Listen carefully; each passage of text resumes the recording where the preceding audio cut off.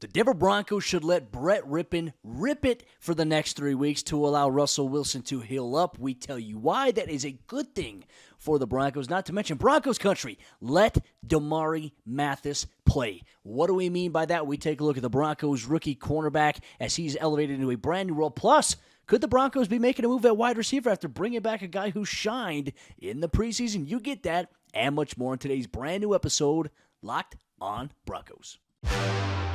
You are Locked on Broncos, your daily Denver Broncos podcast. Part of the Locked on Podcast Network. Your team every day. Broncos Country, let it rip. That's the theme for today's episode, Locked on Broncos. Once again, Broncos Country, thank you so much for tuning in to a brand new episode. Locked on Broncos, your daily Denver Broncos podcast, part of the Locked on Podcast Network, your team every day. Thank you so much to everybody in Broncos Country for tuning in and making Locked on Broncos your first listen of the day every single day. Free and available everywhere you get your podcasts in audio format or whether you watch us on YouTube. Thank you so much. Do us a favor, hit that subscribe or that follow button down below so you never miss out on a day's worth of Denver Broncos news, content, coverage, and more. From the South Stands to the end zone, I'm your host, as always, Cody Roark, Broncos reporter for Mile High Sports, joined alongside, as always, by my co-host, Sayre Bedinger, Sayre expert, predominantly orange.com. Sayre, we have more clarification on the injury status of Russell Wilson going forward, but even though he is considered day-to-day, the Denver Broncos should let it rip here for the next 3 weeks to allow Russell Wilson to heal. We need to talk about this from every angle, and we are eager for Broncos Country's thoughts as well. Make sure you comment on the YouTube video. Make sure you tweet us your thoughts on this subject matter as is. But, Sayre, man, a lot to break down on today's episode of the show. A lot to break down, Cody. I mean, my goodness, the news of Russell Wilson potentially having a significant hamstring injury, I think kind of took everyone by surprise. You know, he did mention it in the post game that he kind of came up with a hamstring, but we heard from Nathaniel Hackett on Tuesday that the hamstring injury adjusted the way that they approached play calling there in the end of game situation, which I think can serve as kind of exhibit A of why we're saying Broncos Country, let's let it rip. You know what I'm saying? I think that's exactly what we need to do, because in that last sequence of possessions that the Broncos had, what did we see? We saw the Pat Shurmur special. It was run, run, pass, run, run, pass. Even in a situation that, like we talked about in the post game, Latavius Murray had 9 yards on 2 carries to start off one of those drives. And man, on 3rd and 1, the Broncos, they let it rip in the wrong way. I mean, they're throwing on 3rd and 1 for no reason. And you just can't help but wonder what's going on there. I know Rich Eisen had a little monologue on the Denver Broncos where he talked about they kind of need to really rip everything up that they're doing offensively and throw it away. So, I mean, I guess this pun can kind of work a lot of different ways here, but I think we're in agreement. Broncos Country, a lot of people that I interacted with on Tuesday, Cody, were talking about how they want to see Brett Rypien out there. So it's not just we're upset with Russell Wilson, but like you mentioned, and like we want to talk about here, you might need in this situation to protect Russ from himself. He's already got the lat injury. Now we're talking about a hamstring. You can't be having the franchise guy going out there and getting further injury against a very tough Jets defense. Well, and I think that kind of in our last episode where we talked about, you know, Russ having the injury initially, I think what you said, what Nathaniel Hackett said about how it changed and influenced play calling a little bit, I mean, that right there is very, very indicting in a sense that you need to just, hey, pump the brakes here. Let Brett Rypien take over for this week, next week against the Jacksonville Jaguars on the road in London, and then you have a bye week. Give Russell Wilson 3 weeks, and maybe even 4, maybe coming out of the bye. It really depends on how he's feeling to get the lat to a good spot, right? Rest is going to be good for that. For a hamstring, how do you heal a hamstring? Well, not certainly doing a lot of things and being a quarterback and having to maneuver and step out of the pocket the way that Russ has to. That's not going to help his hamstring. If anything, Russell Wilson, as much as I applaud him being tough and being able to fight through things, I mean, he's taken some shots this season, no doubt about it. You don't have anything to prove. You don't have to prove you're tough. The biggest thing, though, the Broncos invested this money into you. Rest up. It's all right to do that because you know what? If Russ goes out and he continues to play hurt this week, he plays hurt next week against the Jacksonville Jaguars, not only does he risk further serious potential injury, but also at the same exact time, if he makes it through these games and is still banged up, he's putting the Broncos in a really, really tough spot because, you can't play. Think about the schedule. Baltimore, Kansas City twice, LA again, the Las Vegas Raiders again, the Arizona Cardinals, they're going to have to play them. Sayre, the schedule does not get easier for Denver, and if Russell Wilson isn't 100% and isn't able to do the things that make him successful as a quarterback, what's the point of this season? Really at this point. So I'm hoping that Nathaniel Hackett and the Broncos, maybe it's just coach speak. Maybe it's saying he's day-to-day. We're going to see where he's at. I just think that if he plays, it's a risk, and I think it's something that they shouldn't do. Let him heal because you just signed him to a massive contract. The last thing you need is him suffering a major injury and potentially missing major time going into next season when everything could be contingency different here for this Broncos team. Broncos Country, eager for your thoughts on that subject matter, but here's the deal. Brett Rypien, in my opinion, here, kind of going back to what we've talked about in the preseason, move the ball downfield here. Move the ball with guys like KJ Hamler. Move the ball with guys like Albert Okwuegbunam. And it seems like he understands this process a little bit better. And what do we see? I think there was only one total sack in the preseason on Josh Johnson or Brett Rypien in those 3 games. Something has to give here, and especially against Buffalo. Really nothing. They were able to play against the Bills starters and protect the quarterback there in that sense, too, without the starting offensive line that we're currently seeing out there on the field for Denver. It doesn't hurt to put Brett Rypien out there. You can try to establish the run game, maybe work on some of your concepts, but also you can utilize a quick passing game. You don't have to do anything out of the box with Brett Rypien. In my opinion, you should let it rip. I think you should too, Cody. And just what we've been talking about, a lot of the struggles and the issues and the reasons why we're calling for this is the fact that the Broncos have been fighting against themselves. We talked a lot about that in the post game. And really, I have a Star Wars analogy for anything and everything, Cody, but I'm sitting right next to the dark saber right here. For any deep dive Star Wars fans out there, the dark saber, very significant weapon to the Mandalorians. And really what this weapon represents right now, remember in the book of Boba Fett, Mandalorian, he has this weapon in his possession, but he can barely lift it. Why? Because he's not becoming one with the weapon. And because he can barely lift it, he can't even use it. It's a very powerful weapon, but he can't even use it. He can't even lift it up. It's becoming heavier and heavier the harder he tries. And what I'm getting at here is the Broncos are facing a similar issue, right? They've got Russell Wilson at the quarterback position. You've got all these weapons. You got all these pieces in place to have a very potent offensive attack, but you can't even pick up the weapon. The weapon is actively fighting against you at this point because you're actively fighting against the weapon. You think you can pick it up with brute force, but you can't do it. Maybe you need somebody out there like Brett Rypien to kind of show you, hey, don't fight against the weapon. Let the weapon work for you. That's what we saw in the preseason. And again, we understand it's preseason. We're not trying to hype up how good the things were in the preseason, but at the same time, execution of simple things has not been simple for the Broncos.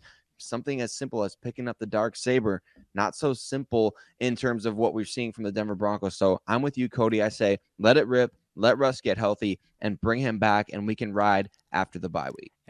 Come for the Broncos talk, stay for the Star Wars analogies by Sayre.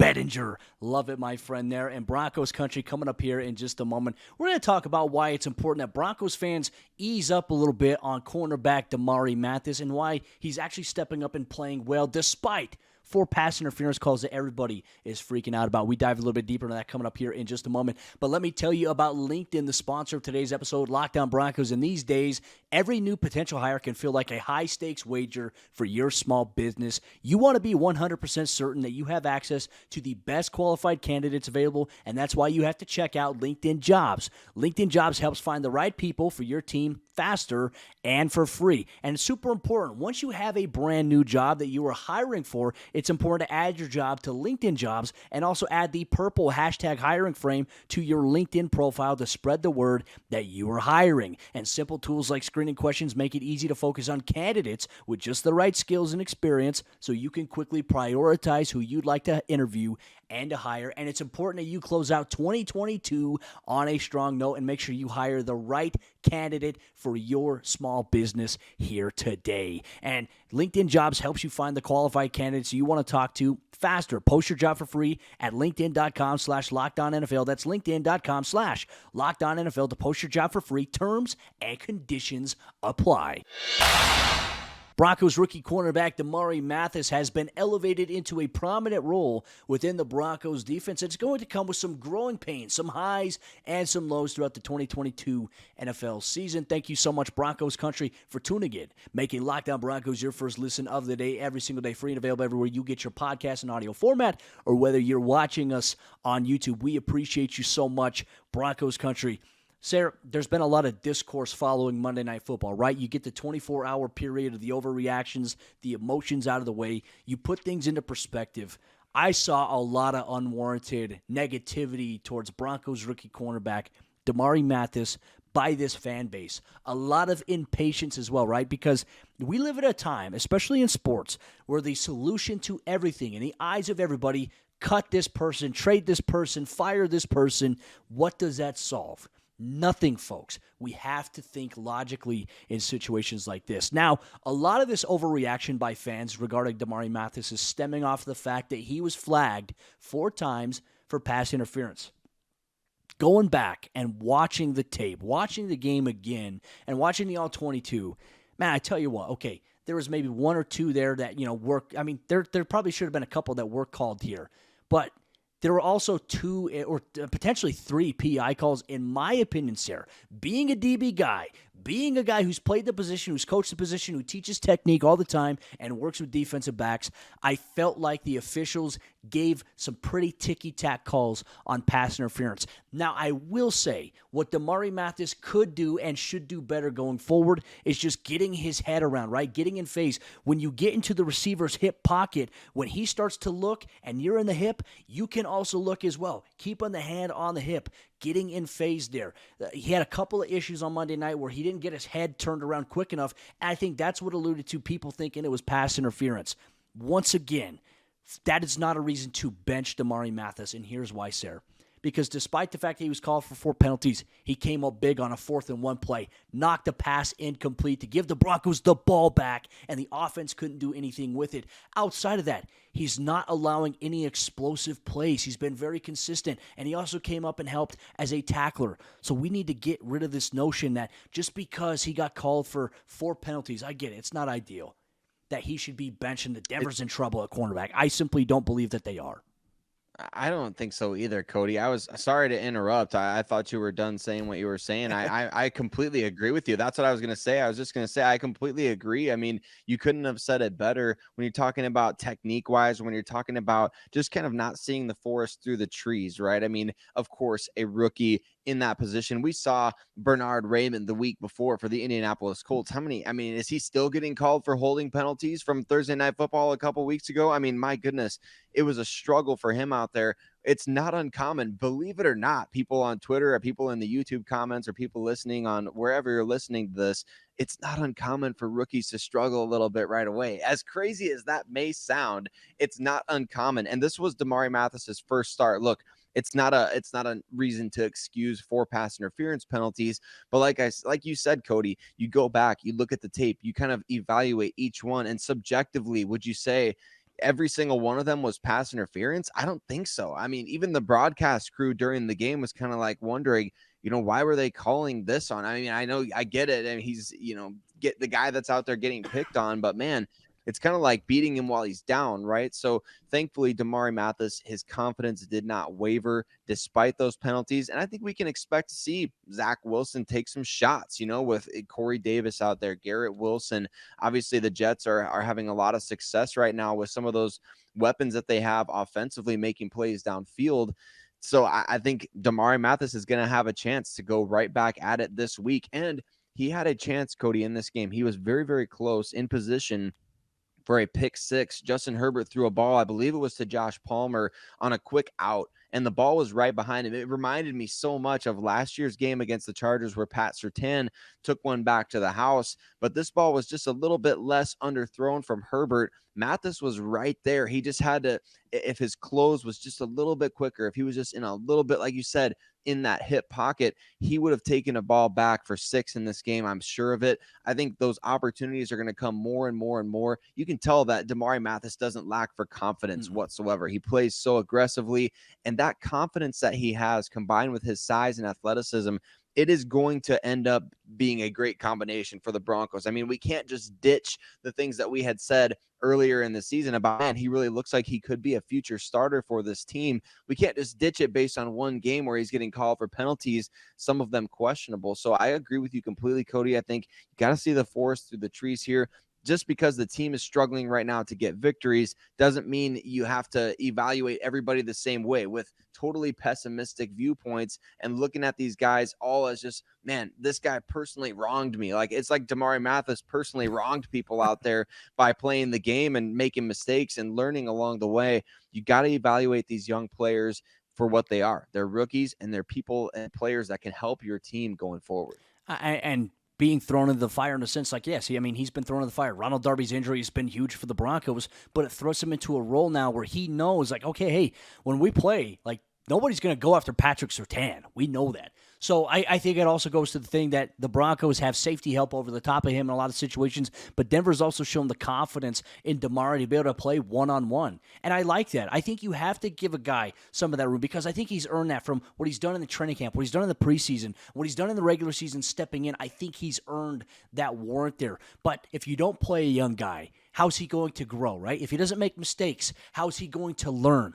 We expect perfection. And granted, I think Patrick Surtain is a complete anomaly. I think you look at Sauce Gardner, a complete anomaly when we look at cornerbacks, and especially rookies. Going back to Surtain's rookie year, I mean, it was above average in terms of the expectation as to how he looked. And I think so many people are trying to put that same process on a guy like Demari Mathis, and I think that so many people lack perspective on that. Take a step back. He's a rookie. He's a late-round pick, mid to late-round pick. He's going to figure things out. But I would say the early returns on Demari Mathis, very, very positive. And the thing that you mentioned just a little bit ago is that despite the fact that he was penalized, he's a passionate guy. He didn't play differently, right? It didn't change the way that he was going to play. He was still going to play his game. That to me says he's got some dog in him. And Broncos Country, give him some time. Let's stop with the overreaction. And I love what you just said about the defense as well.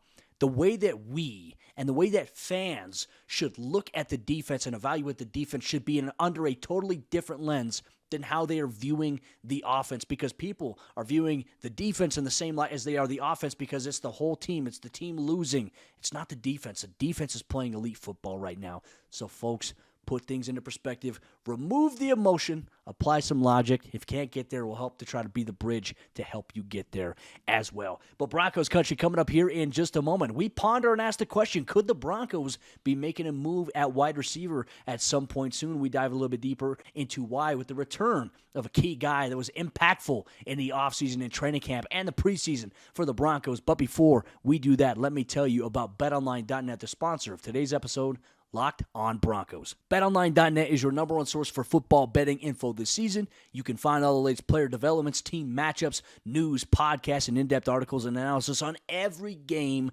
that you can find. And as always, BetOnline remains your continued source for all your sport wagering information with live betting and up-to-the-minute scores for every sport out there. They're the fastest and the easiest way to check in on all your favorite games and events, including MLB, MMA, boxing, and golf. So head to betonline.net or use your mobile device to learn more today. BetOnline, where the game starts.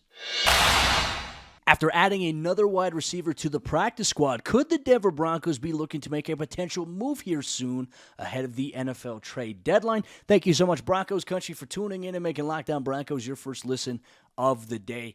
Sayre, my friend, a familiar face is back in orange and blue after initially receiving an injury settlement from the team. That is Brandon Johnson, training camp darling, undrafted rookie free agent and gem here, and he is back with the team. He signed to the practice squad on Tuesday, and the team released tight end Dalton Keene, who they acquired last week. This is an interesting thing here, right? Because I think when you look at the Broncos' overall roster right now, right, you have Cortland Sutton, you have Jerry Jeudy, you have KJ Hamler, you have Kendall Hinton, Montreal Washington, Tyree Cleveland, undrafted rookie free agent Jalen Virgil. Oh, and now you add in Brandon Johnson back to the mix, which gives the Broncos in totality a total of 8 wide receivers right now on this overall roster. So, Sayre, I mean, could Denver, is this something that maybe hints to them maybe making a move, maybe elevating a guy, trading somebody? I'm not sure. Or is this just simply, hey, he's back on the practice squad, he's a developmental piece, and we'll evaluate going forward? Where do you think it leans here? I'm really interested to know myself, Cody, because then we've also still got Trinity Benson returned to the team as totally well. Spaced So him. 9. isn't that it's crazy to think but I wasn't even thinking about this when we were preparing the show. I wasn't necessarily thinking about this from the lens of like, well, this could mean that a wide receiver move is looming. And that's very much a possibility at this point because we know George Paton wants to add to that 2023 NFL draft war chest. How's he going to do that? I think you and I both agree at this point, maybe Bradley Chubb is the most valuable asset in terms of what he could bring back in return. But I think you and I agree we don't necessarily want to trade him if at all possible. That would be like a last case, a worst case scenario, last resort type of thing. But I do think that Benjamin Albright tweeted out earlier today. He threw out a few names that he thinks could be traded for the Denver Broncos if the circumstances are right for it. Among those names, he included that he thought that the Broncos would be receiving calls on Jerry Jeudy. And I agree with that. I think that they definitely will be, just because you look at Jeudy, a former first-round pick in 2020. At this point, you still got a few years left of team control. You could kind of take a shot on him still on his rookie contract, right? He's shown some things this season. And really, it's an opportunity for the Denver Broncos to maybe get some of these younger guys involved. Some of the guys, I know we saw Jeudy on the sideline. I don't want to make too big a deal of this, but we saw Jeudy on the sideline kind of, bantering back and forth with Melvin Gordon. It looked like he was maybe kind of lamenting or complaining to him a little bit. I have no idea what he said, and I don't want to speculate any further, but just body language and things like that, you read into those things a little bit. He's obviously had the Instagram posts in the past, the tweets in the past. It seems like Jerry Jeudy's not overly happy in Denver to me, Cody. That's just the perception that I get. Although you're in the locker room, you see him. I know you've mentioned he seems like a very funny, very, jovial type of guy. Yeah. I'd be interested to find out, where he's at in terms of just his standing with the team, because there was a moment against the Chargers that I think every Broncos fan has been wanting to see. It was right before halftime when KJ Hamler caught the long pass from Russell Wilson, and then Jerry Jeudy came around and had a big play himself right after that. And then both of those guys were on the same field, and Jerry Jeudy kind of did a little flex at KJ Hamler, and Hamler was like, nodding his head furiously, and they were probably both shouting at each other. So I'm really just excited to see those two excited on the field at the same time. We've been wanting to see that since 2020. Now we're at a crossroads, I think, with all these moves being made. Brandon Johnson coming back, Trinity Benson coming back. Where does Jerry Jeudy fit into this mix? Because he, to me, is the guy that has the highest value for other teams looking to potentially acquire a receiver. It's going to be a very interesting thing here in the next couple of weeks in terms of all the chatter. We're going to hear from Russell Wilson and Justin Simmons at the podium on Wednesday's practice as they now have to prepare for the New York Jets. It just feels like, hey, just got back from L.A., and bam, now you have to prepare for yet another game. Just a short turnaround here and so many questions, especially with Russell Wilson.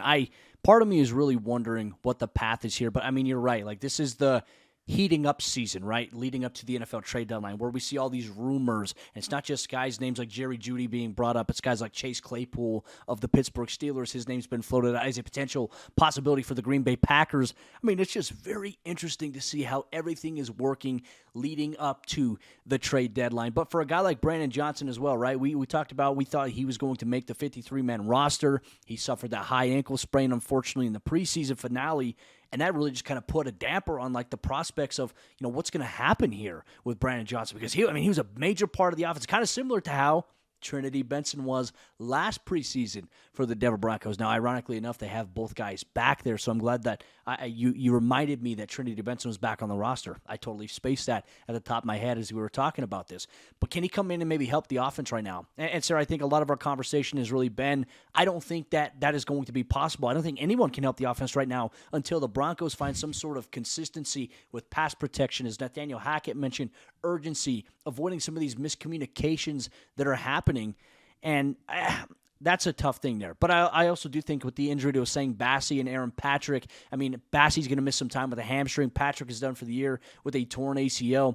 Can Brandon Johnson come in and help on special teams? He was a key guy for Dwayne Stukes in the preseason and in training camp. So I imagine he's going to have a little bit more of an elevated role going forward. But Broncos Country, thank you so much for tuning in and making Locked On Broncos your first listen of the day here today on your favorite audio podcasting platform, whether you're watching on YouTube. Tomorrow's episode of the show, it's going to be a crossover Thursday with Locked On Jets host John Butchko. We'll break down the matchup, the biggest story for each team, the key matchups we're excited to see, and what the Broncos and the Jets have to do respectively to come away with a victory. You get that and much more here on the Locked On Podcast Network. Make sure you hit that subscribe and that follow button. Speak for my co-host, Sayre Bedinger. I'm Cody Roark. We'll see you tomorrow for a brand new episode of the show.